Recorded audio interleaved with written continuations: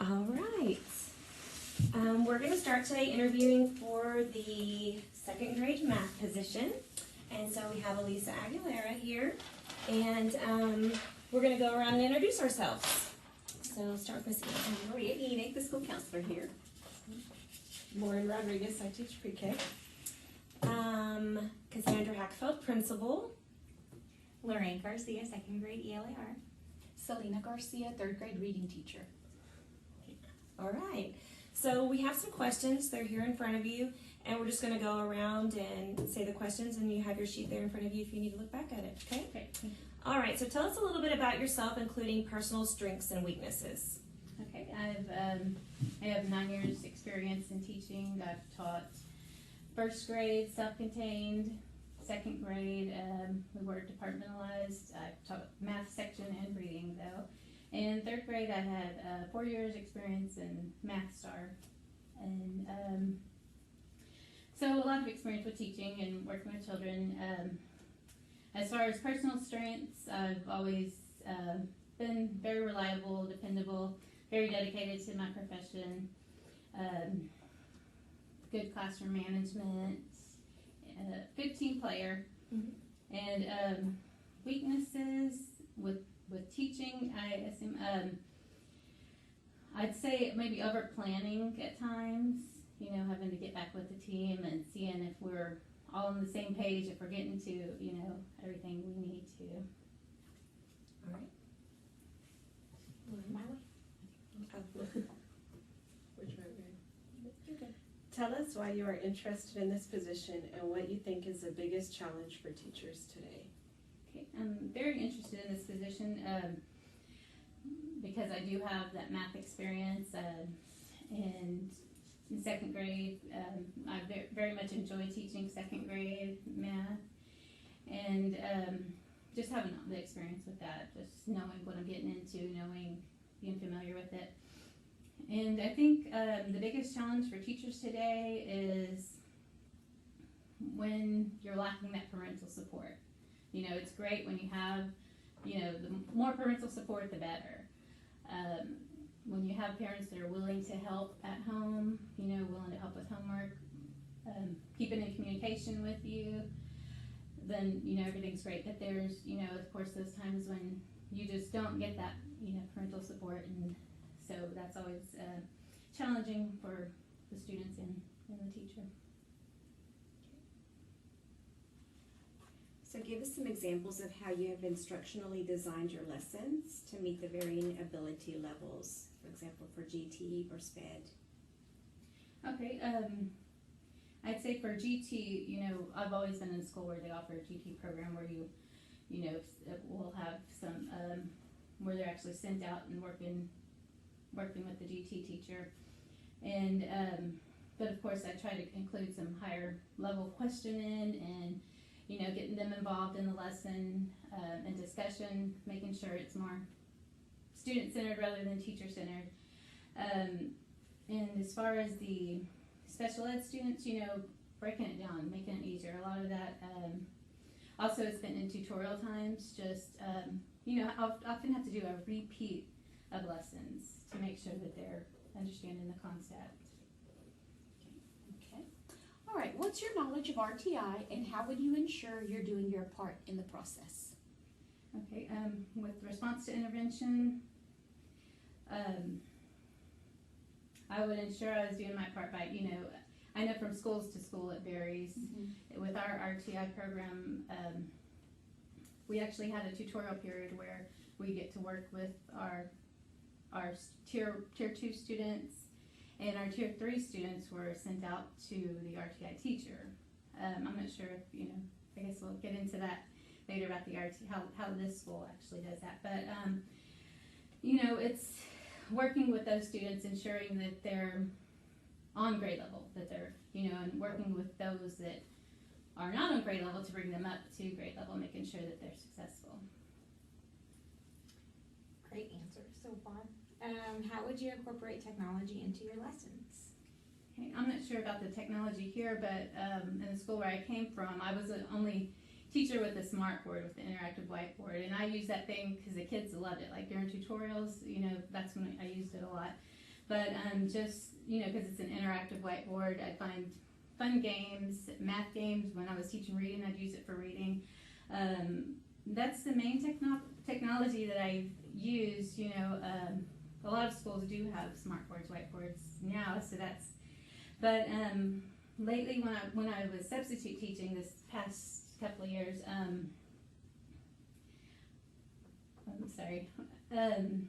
noticed that they had Chromebooks, and that's something that we hadn't gotten at the time. But that's something that I really look forward to being able to use and incorporate in lessons. Okay. What are your classroom management strategies, and at what point would you feel it necessary to ask for administrative assistance with classroom management or discipline?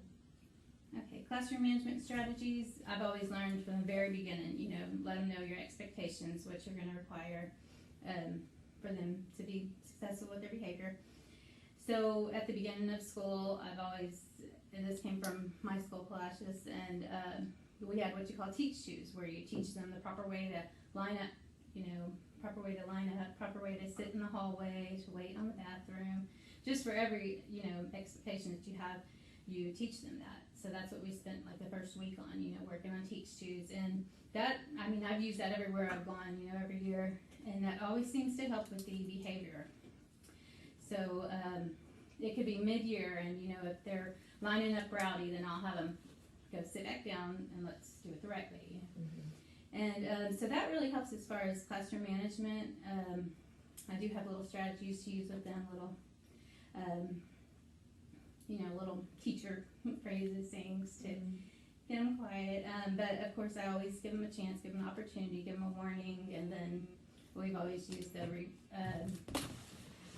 behavior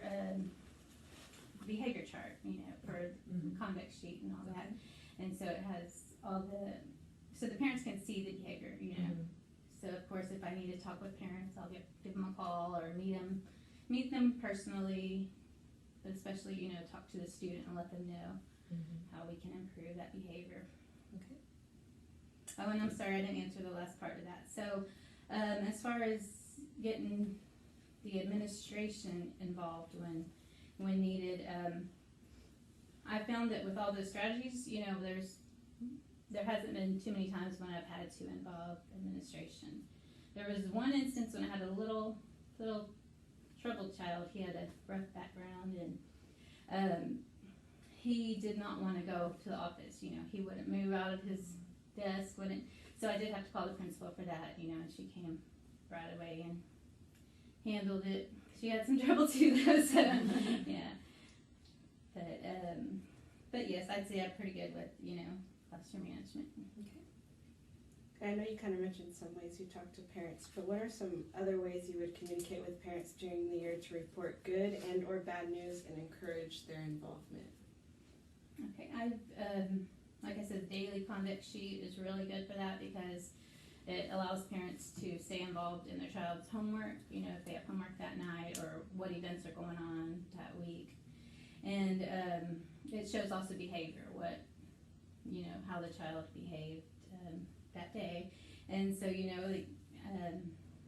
for good behavior, if it's a happy face, if they broke a rule, then, I let them know what happened. And like I said, usually I've given a warning, for that. And but as far as communicating with parents, I've also used Remind 101 for other reminders, remember the kids need this tomorrow or bring a lunch tomorrow, just for different events happening. And I know my son used Class Dojo at Teddy, and I don't know if more of the teachers are using that now. But that's a good way to communicate, good reports, bad reports, just stay involved with them.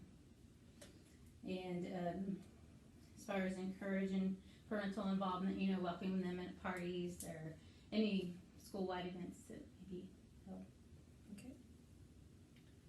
So how would you handle a parent who does not support your efforts to educate or discipline their child? Okay.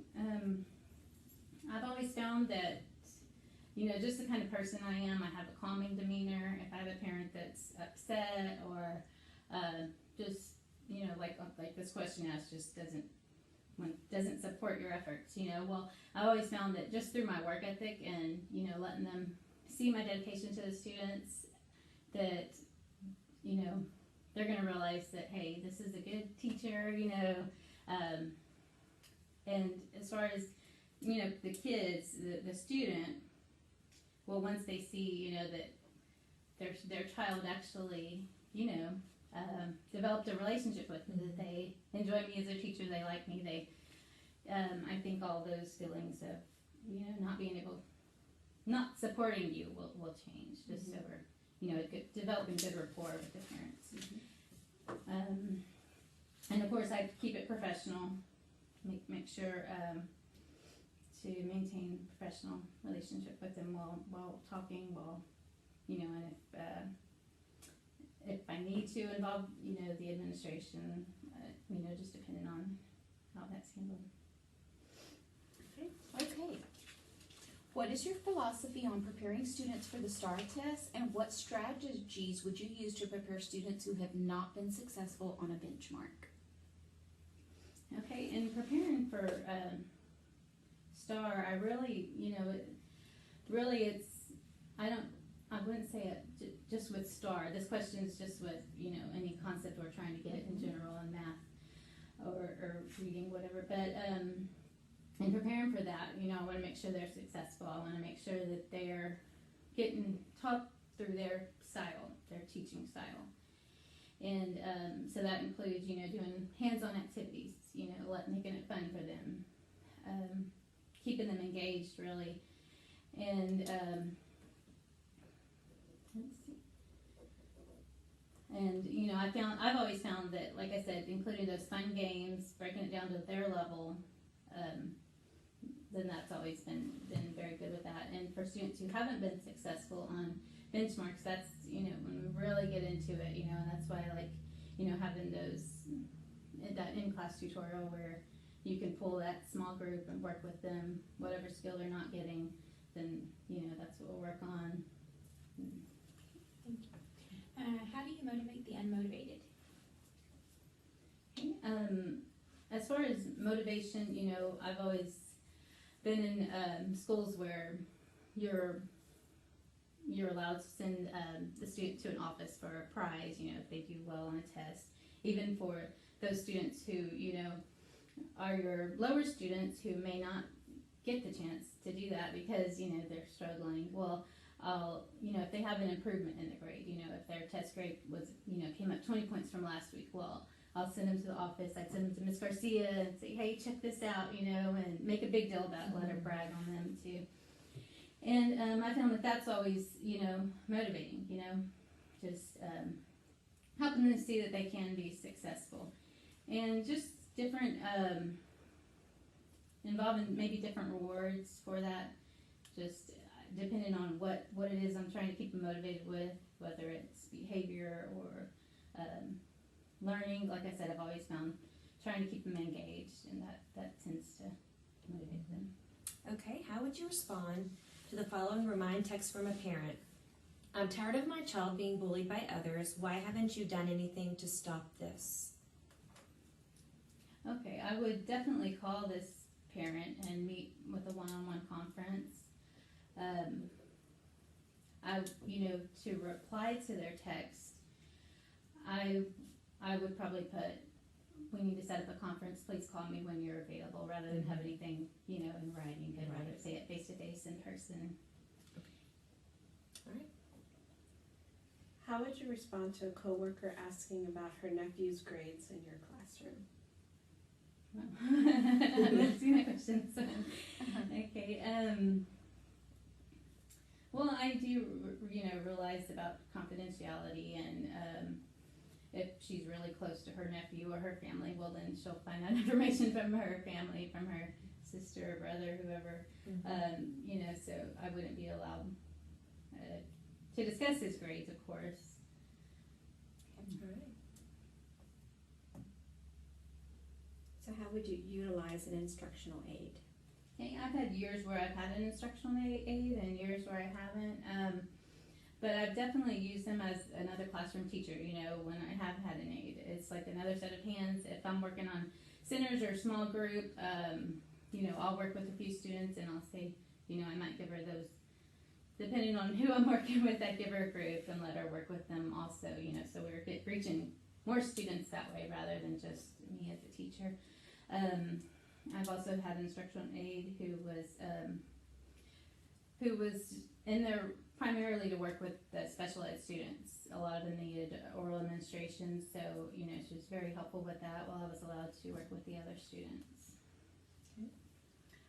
All right, how would you reply to the following email from a parent? Please explain your grading system to me. My child has always been an A student.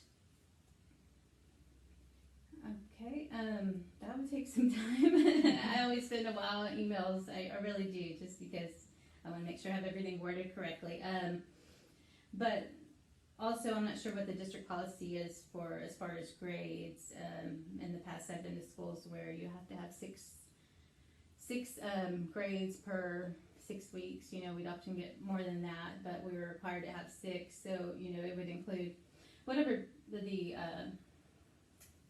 what's the word I'm looking for? Whatever the school-wide policy is. So depending on that, but I would also, like I said, I'd be likely to, call them or set up a conference time just so I can know that I'm answering, their specific questions and help them to better understand. Okay. What are your plans for professional development? Okay, I believe here y'all do Sharon Wells in 2nd grade math, right? So I've learned a lot of the Sharon Wells strategies, but our school wasn't actually using Sharon Wells at the time. I just learned strategies through other teachers, and so that's something I'm really, excited about looking into Sharon Wells professional development, and finding some science workshops I'll be able to go to, just whatever can help me better reach my students. Right. Okay. What makes you more valuable to us than any other applicants, and would you like to add anything else for us to make our decision? Okay, I'd say definitely knowing what the 3rd grade star is like. I think that's a big plus, knowing where the kids need to be, how to prepare them, and what's going to be expected of them. And I'd say just my experience in general. Just good team player, work well with others, good parent rapport, and sincerely care about my students.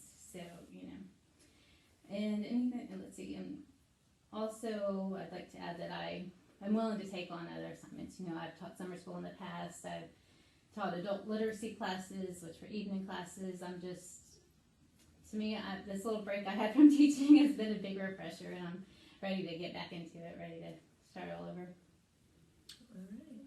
Do you have any questions for us? Okay, I was going to ask about your RTI program now that...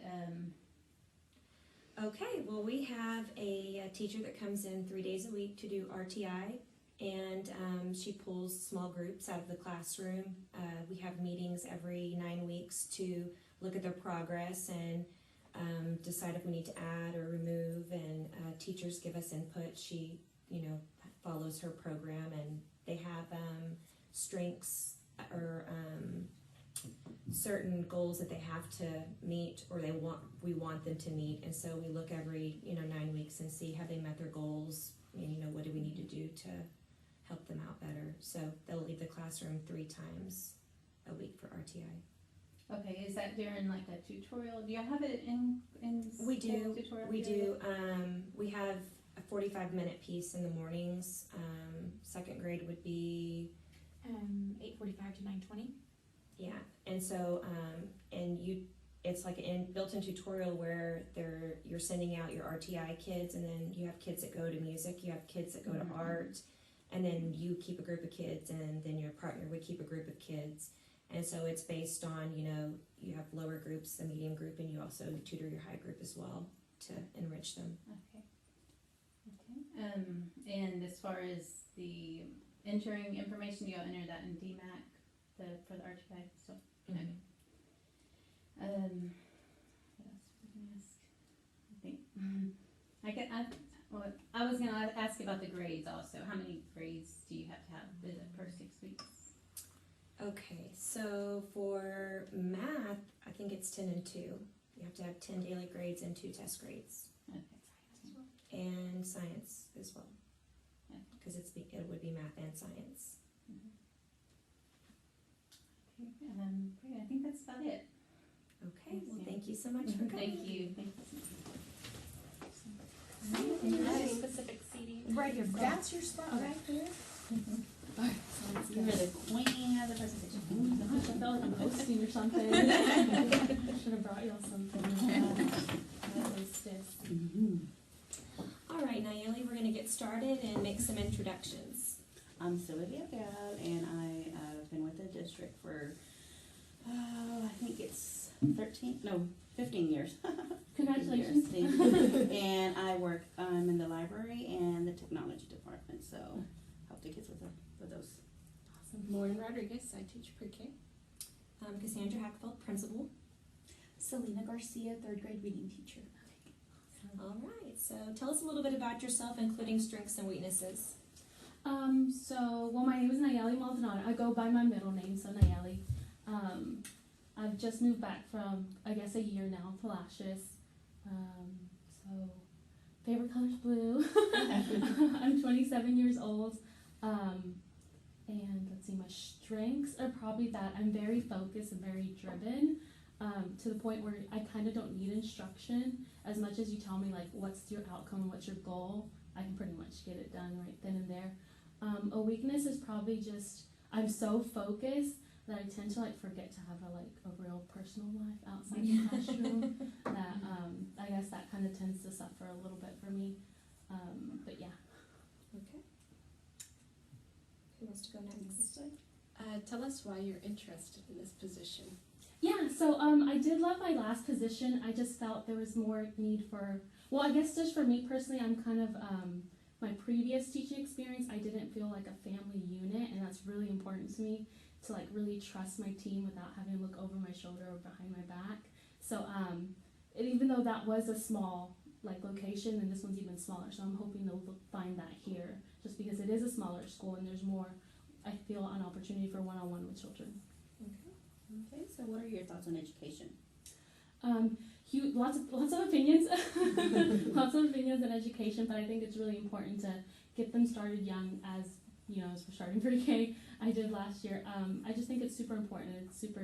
I think it's okay to tell them already to start talking about college, because I feel like that's something that they lack, because we feel like in high school they kind of tend to get more shocked, and I think it should be something that they're more comfortable with by then. So I feel like if they're shocked in high school, then someone's already messed up already.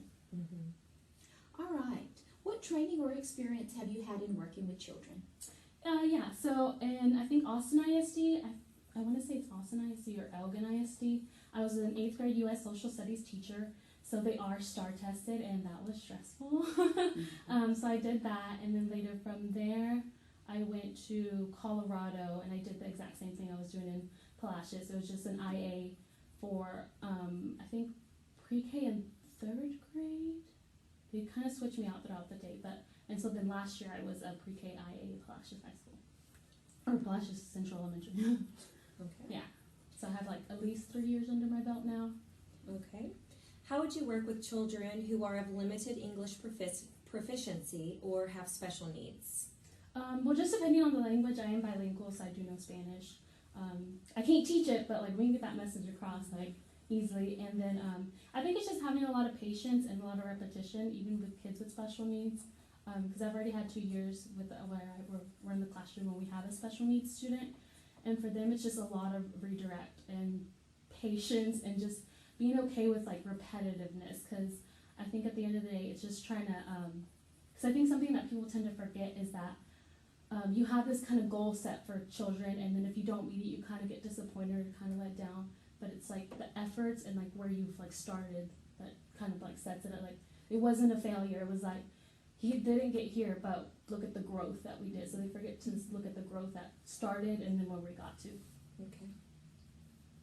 What do you think the purpose of constructive criticism is? So I take that very well. Like, I don't take it personal. I think that's something that people tend to forget, is that they feel like it's more of an attack. But I think that's like something I take very well, because I'm not thinking that you're coming after me. We're just thinking like, hey, if we do this, it's for the better of the children, not for you. So I think if you just always keep that in mind, that it's for the kids. It's not for you, it's for the kids. It's like they're seeing an opportunity for you to be better, and it's kind of just take it. And I just don't think anyone would be that like vindictive or try to tell you something to try to get at you. So I'm just like, that's fine. I respect your opinion. And try to implement it, but if I don't, like, don't get offended. Yeah. Okay, so why is confidentiality important? I think it's super important just so just rumors don't get started. I think it's super important, just like if something were to get out, it's like not good on you. That one's kind of tricky, just because I think a lot of people just tend to talk just because you are in a smaller community, and like that tends to leak out anyways. I think it's just important to like accept if someone's talking to you, don't be rude, accept it, but don't go on like spreading it around, or don't like bring it up ever again. I'm just like, okay, thanks, bye. gotta go to work. All right, how would you see your role as an instructional assistant? So I just see it as like kind of like a mentor for the teacher, just kind of like if the teacher gets stressed out, kind of like a mentor in the classroom or a built-in buddy. Just because I think having come from 8th grade and going to pre-K was like such a shell shock for me. Like the first day I was like, okay, line up, and I turn around and I'm like, you don't know what a line is. Oh my gosh, you don't know how to line up yet. That's our job to teach you by the end of the year, like to line up. So I thought that was like super. I was just like, my mind was blown. I was like, oh my gosh, this is so different.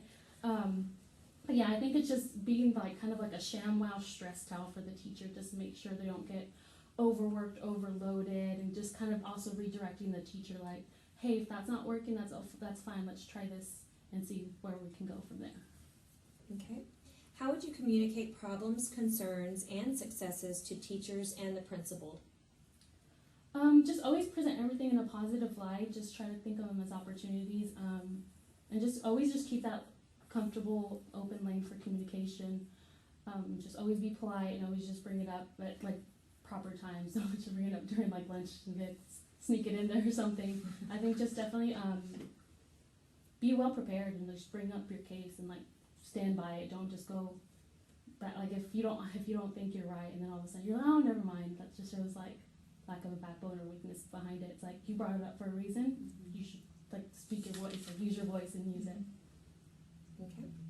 Describe the programs, software, and or apps that you are proficient in that relate to education and how you use them. Oh wow! So there was quite a few that we used on 8th graders. For pre-K, it was kind of more just like, I don't think I remember using a lot with pre-K. The 8th grade ones that we used was so the school that I was teaching, each kid had an iPad, and so that was a lot to control. But a lot of the programs were like what do they call it? It was like Google Docs. So everything was based on Google Docs. So it was like the PowerPoints were connected, the lessons were already like kind of integrated into the iPad. You just kind of had to unlock them as you went. I don't know what software, the thing that I remember using, I don't recall the name of it. And it was like a lot of like Class Dojo, and I can't remember this app. It's kind of like Jeopardy. You make the questions and then you have the answers, and they have to choose like a green circle, red triangle. Oh, that's Kahoot. Kahoot. So yeah, that was a lot of Kahoot for that last week of STAR test. Just trying to do reviews and stuff. But yeah, I think those are all the ones I can think. And then for pre-K, it was just a lot of the reading for them, just because just trying to get them to focus. And unfortunately, we live in that like high technology right now. If they want an iPad, they want a cell phone, they want the screen rather than like a person sometimes. So it's like we just finished reading the book and they're like, what's it about? Nothing.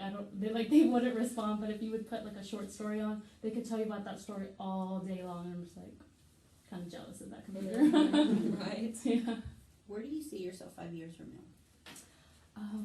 Hopefully still just in the teaching field, because I kind of took a break after 8th grade because it was very just kind of thrown into the sharks there, so I kind of got stepped away from it for a little while. So hopefully I still back teaching. All right, Nayeli, why should Tidehaven employ you over the other candidates? I just think based on my work ethic, I'm really hardworking, I'm really driven, and I have a great personality, and I'm very considerate of other people and very thoughtful. Like, at my old school, I would just, like, if I was out in the store and I know you, like, I would buy you stuff just because I'm like, oh, this reminds me of you. Like, here you go. So I feel like very, I guess, motherly, but without having kids myself yet. So it's just kind of just, I have a really great personality. I'm very positive. I'm very hardworking. And I really care for the kids. I was actually really scared last year because coming from 8th grade, you kind of have that sarcasm built in. And with the little kids, I'm like, oh, I think they're going to think I'm very cold. They're not going to, like, warm up to me. But they're very just unconditional. So it's kind of just like, I know they're not there to judge me versus the 8th graders are always just kind of staring at you. So with pre-K, I really fell in love with them. And it's just like, when other teachers would try to correct my students, I kind of like, hey, wait, like I'd stand in front of them. It was just so like protective for me. I was just like, wait, that's my kid, don't yell at the kid. Like, get away, I got this kind of thing. So it's just, I'm very just open-hearted and very driven. Like, I really love the pre-K. So like to a point where I kind of want to go back to teaching and do pre-K specifically. Okay. Well, do you have any questions for us? Just so like, what does my day look like typically? Just in the classroom all day, or like I'm doing like a before after school bus duty? Like, what other duties are included with my IA, I guess? So typically our aides do cover a lunch duty, Mhm. and a morning duty. It just kind of depends. Typically, like, we have one girl that comes in from 7:15 to 3:15, and then some that come in from 7:30 to 3:30, and then a couple from 7:45 to 3:45.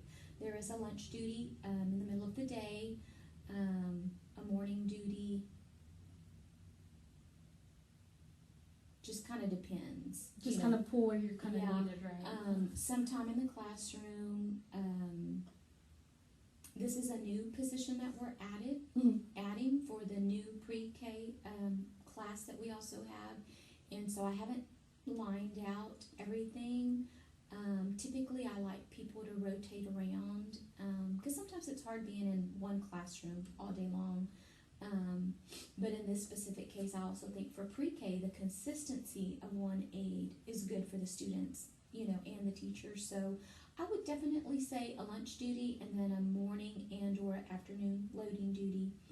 And then you may go into another classroom for some time during the day. Kind of just depends. It's not all set in stone quite yet, just because it's a new position. Gotcha. And then so y'all are running like at a full day now, right? Correct? Yes. Okay. And then y'all don't have a Head Start program? No. They already come potty trained supposedly, or Well, kind not, of? it depends. Okay. If it's a PPCD student, Yes. they possibly won't be. Okay. But the regular pre-K kids will be. Okay. And then so how many like, am I allowed to ask how many special needs students are at the school? I would tell you that our percentage is like 7.2 for the whole campus. 7.2 of the campus is special ed. Okay. As far as your PPCD, But we as have far 3 as and like, 3. yeah, I think it's 3 and 3. Yeah, so 3 in one section, 3 in another. Gotcha. All right. Sounds good. I'm trying to think of. I did have like one more other question, but I can't think of it. Of course, as soon as I walk off the door, I'm like, oh, but no, not right now. Okay. Well, we're looking to make a decision quickly, and you'll hear back from us on Thursday. Okay. And so, either way. Okay. Sounds great. Awesome. Thank y'all so much for taking the time. Thank you. Thank Yeah, you. no problem.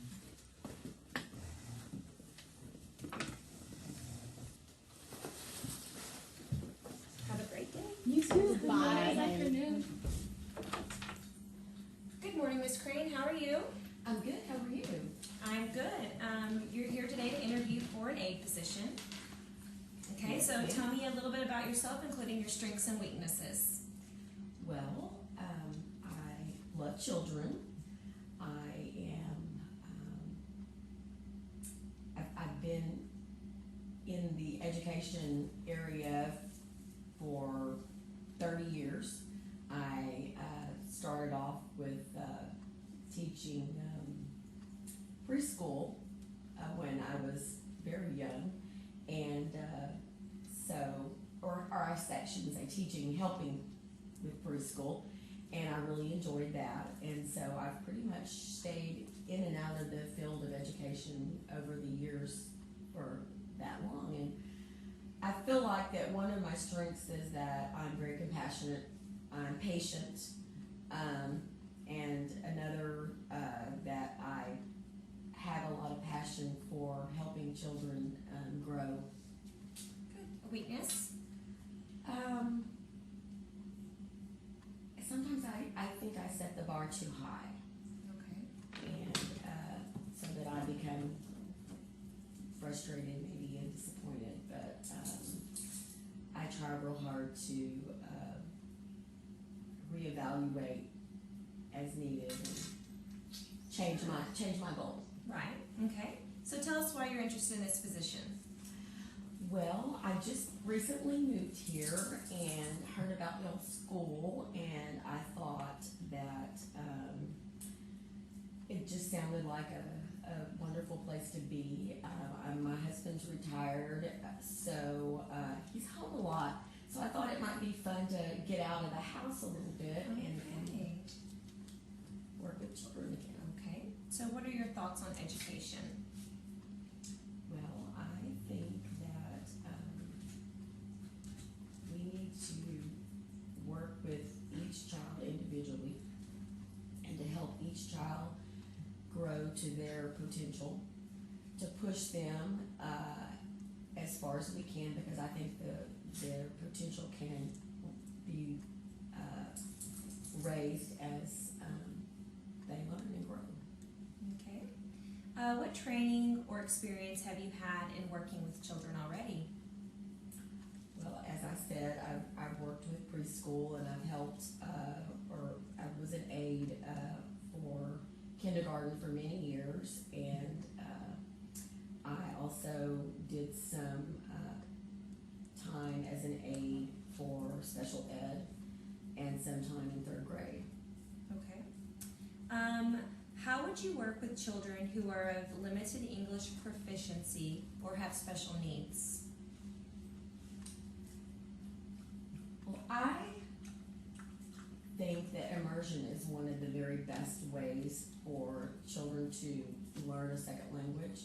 I think that being with peers is going to help them more than someone who sits there and actually translates everything for them. So I would give them what they needed as they needed it, but I would stand back and let time take its toll, and that I think that it happens faster if you do that than if you take them and put them by themselves and put them in a dual language or, you know, like that. And what about special needs? Well,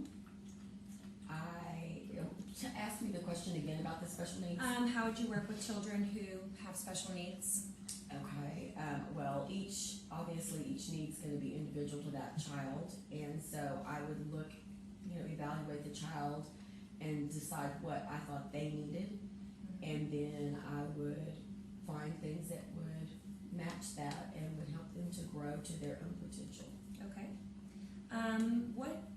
What do you think the purpose of constructive criticism is? To help someone grow, to help someone, give someone ideas or knowledge that they might not have. Maybe the need for criticism is because they're not familiar with something, or that they don't have the correct understanding for it, and so the idea behind the criticism would be to help them. And how do you handle constructive criticism? I think I handle it pretty well, because I like to get new ideas, but I think it would all depend on how it was given to me. Okay.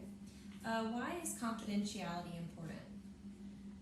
Because, well, it's the law, And every child has a right to every child, every parent, every educator, everyone has a right to their own privacy. And I feel like that it is, as a person working in a position where, you are privy maybe to things that should not be shared, it's at utmost importance. Okay. How would you see your role as an instructional assistant? To work with the teacher to best give the students in that classroom what they need. Okay. How would you communicate problems, concerns, and successes to teachers and the principal?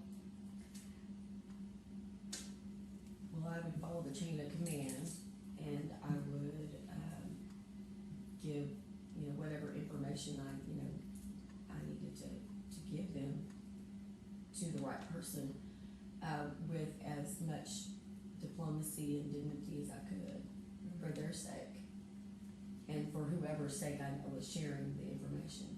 Okay. And where do you see yourself 5 years from now? Well, I'm not really sure. I would like to think that, I would still be helping out in the classroom and working with children. Okay. And why should Tidehaven ISD employ you over any other candidate? Because I'm not sure that any other candidate would have the compassion as well as the passion for working with children and helping them learn and grow. Okay, so I have a couple of real world questions for you. How would you respond to the following remind text from a parent? I'm tired of my child being bullied by others. Why haven't you done anything to stop this? Well, I would have to say that I would not have been aware of it, because had I been aware of it, I would have talked to the child, both children that were involved, and then I would have let first of all, I would have shown the remind to my teacher, because it's not really on my place to answer that. Right. But if it had come to me, and I was told to respond to it, then I would have stated that I wasn't aware of it, but that I would let my teacher know, and we would go from there. Okay. If you had been grading some papers for your teacher, or she asked you to, do some grading things for her, and another teacher came and asked about her nephew's grades, how would you respond to that? Well, that I wasn't able to discuss, someone else's child's grades with her. Okay, good. What are your plans for professional development? Well, I like reading about learning and teaching and helping kids grow. So I, would be open for anything that my superiors would, suggest, and if there was something that I saw that I thought would really help me in the moment, then I would request. But I'm constantly reading about, and have a kind of like a personal learning, network. Okay. And being that you're going to be working with small groups of students in and out of teachers' classrooms, if you came to a student who was unmotivated, what are some things you would do to motivate them? Well, first I would try to get to know that child and build a relationship and see what that child would be interested in, and how I could get him interested in learning using some of the things that interested him most, and try to find a way one of the special needs children I worked with was very much enjoyed everything about Dora the Explorer. And so I would try to pull in things that pertain to Dora the Explorer in an educational way that interested her, and she was always much more receptive to something that had Dora involved. Okay, good. Well, do you have any questions for me before we conclude the interview? Yes. Do you have any idea what age children I might be working with? Well, right now we're looking for filling a pre-K A position. We have just added a new pre-K teacher to our staff, and with that comes, a need for another aide. So it would most likely be PPCD children through the age of 4. Okay. So then, it would be about how many kids in that classroom?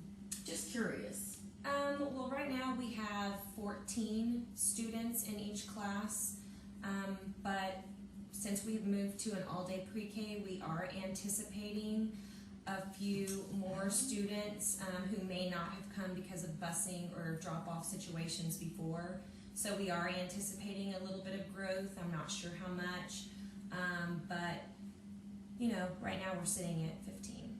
So then there would be the one teacher and then the one aide in the classroom? Okay. Yes, one teacher and one aide. And what we're going to do differently this year is try to keep it consistent, where that aide stays with the teacher to help build relationships with those students in the classroom instead of moving the aide around to other classrooms. We really want them to build relationships with those younger students. I like that. So, all right. Well, if you have no more questions, we're looking to make a decision pretty quick. So I'll be in contact with you either way. Okay. All right. Well, thank you so much, Ms. Thank you Crane. so much.